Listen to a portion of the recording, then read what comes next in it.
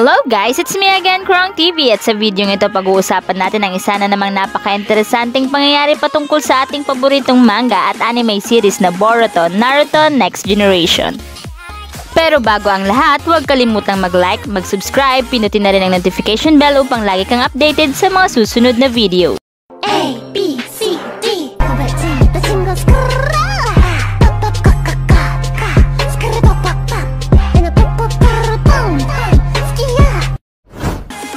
Sa video ito, pag-uusapan natin ang posibleng paraan o ang mga posibleng gagawin upang nga muling magbalik si Ishiki Otsutsuki. So sa previous chapter nga, kung matatandaan ay namatay nga or nawala nga itong si Ishiki Otsutsuki, kung saan ay naganap ito noong sila ay naglaban ni Boruto, Sasuke at syempre si Naruto, kung saan nga ay nais ni Ishiki Otsutsuki na mabawi si Kawaki. Dahil kung matatandaan nga guys, si Kawaki ay vessel ni Ishiki Otsutsuki. Dahil nga dyan guys, talagang kinabahan tayong lahat dahil nakita natin lahat o nalaman nating lahat kung gaano kalakas at kung gaano kakaiba ang kapangyarihang taglay nitong si Ishiki Otsutsuki. So kung gusto nyo ngang malaman guys ang kapangyarihan ni Ishiki, free po kayong panoorin yung previous video ko, which is sinabi ko doon yung ibang kapangyarihan ni Ishiki o yung kapangyarihan ng kanyang Dharma Eye. So way back nga sa laban ni Ishiki versus Naruto and Sasuke, kung saan nga diba guys talagang nahirapan sila dito. Pero ayun nga, hanggang nga sa sinuggest nga ni Kurama ang paggamit ng Baryon Mode, kung saan nga ang Baryon Mode na ito ay ini-enhance nga nito ang sensor ability nitong si Naruto. Diba nga yung sensor ability ni Naruto ay hindi umubra sa kakayahan ni Ishiki dahil nga sa gumamit ng Black Cube itong si Ishiki upang nga ma-eliminate nga yung sensor ability ni Naruto. Pero dahil sa Baryon Mode na ginawa nila ni Kurama na-boost or na-enhance nga ang sensor ability nitong si Naruto.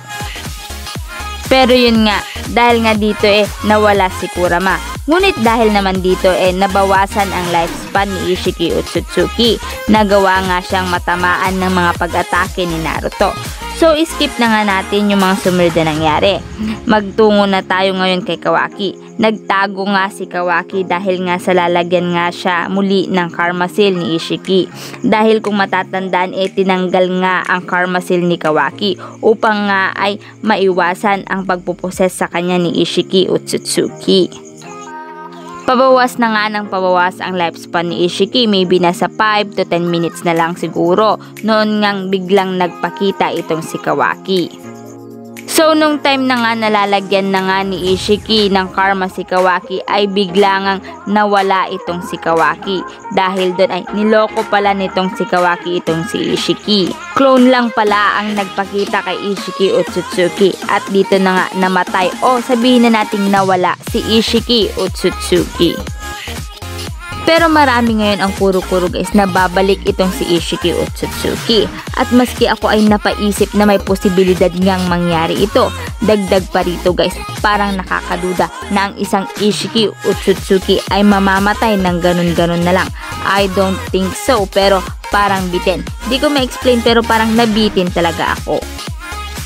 Pero kung sakaling ang totoo ngang buhay siya o kung totoong muli siyang babalik, ang malaking tanong dito paano? Paano siya makakabalik? Anong paraan ang gagawin niya? Or anong paraan ang gagamitin niya upang siya ay makabalik? So nakita nga natin kung paano ang namatay o nawala itong si Ishiki Otsutsuki. Kung gusto nyong kumpirmahin, makikita yan sa chapter 53. So ito ang ilan sa mga maaaring paraan kung paanong muling mabubuhay itong si Ishiki Otsutsuki. So ang una, ito ay dahil sa Kara Organization. Bakit sa Kara?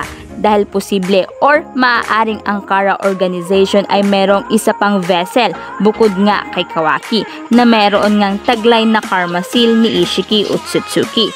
Aware man dito si Amado or hindi, it doesn't matter dahil sa ngayon ay hindi pa natin alam kung kakampi ba talaga si Amado or hindi. Sige, sabihin na natin na maaaring hindi alam ito ni Amado dahil ever since may suspecha na rin si Jigen sa kanya. So maaaring hindi alam ito ni Amado. May posibilidad na nag-prepare sila ng another vessel just in case nga na mangyari ito. Ito ay taliwas nga sa sinabi ni Amado na wala ng iba pang vessel at ito ay sinigurado nga ni Amado. But from now on, or based sa mga nangyayari ngayon, marami ng character ang lumalabas ngayon sa Boruto nang hindi natin inaasahan, katulad na lamang ni Ada at ni Daemon. So kung hindi pa kayo convinced guys, ay ito pa ang ilan pang mga teorya. Kung matatandaan ay gumamit ng clone itong si Kawaki sa paglapit nga kay Ishiki. So ayun nga, noong lumapit siya ay nilagyan nga siya ng karma ni Ishiki. At laking gulat nga ni Ishiki na ito ay hindi nagtuloy. I mean yung process ng karma ay hindi nagtuloy. Yun pala, ang nilagyan niya ng karma ay isang clone. Dahil nga sa nag-disappear ang clone na nilagyan niya ng karma, ay hindi na nga nalagyan ng karma itong si Kawaki. So ito ang possibility na maaaring buhay nga itong si Ishiki Otsutsuki, or ang possibility na maaaring mabuhay itong si Ishiki Otsutsuki. So way back about nga sa Naruto, kung saan nga ayon dito ang chakra at ang experience ng clone ay mararamdaman o maibabalik sa mismong user o caster nito. Ito ay sa sandaling ang technique ay natapos na. So ibig sabihin lang nito ay maaaring meron ding pagkakataon na ang nailagay na karma ni Ishiki Otsutsuki sa clone ni Kawaki ay maaaring ang mailagay ito kay Kawaki.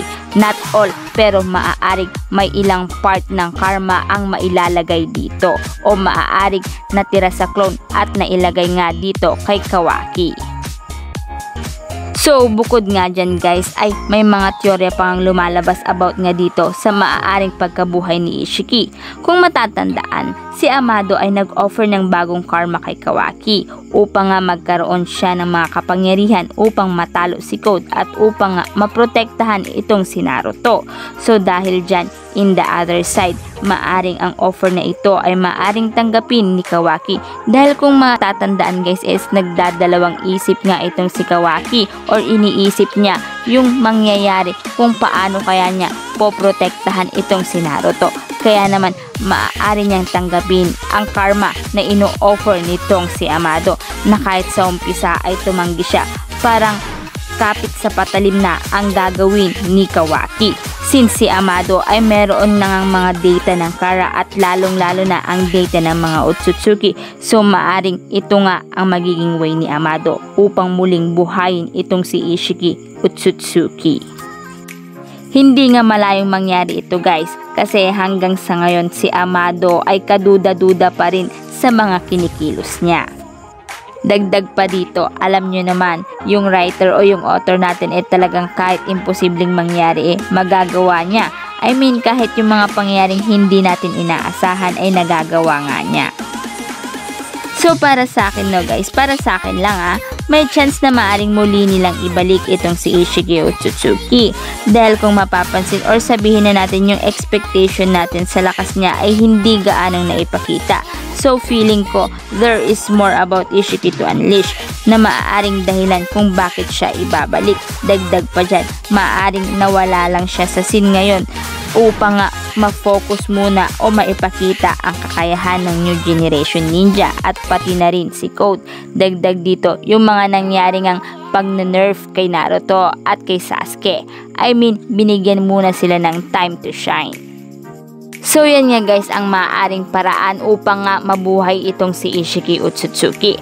So sa tingin nyo guys, mabubuhay pa kaya itong si Ishiki Otsutsuki? I-comment nyo lang ang inyong kasagutan sa ating comment box. At dito na nga nagtatapos ang video ito. Any comment and suggestion, just comment down below. Thank you!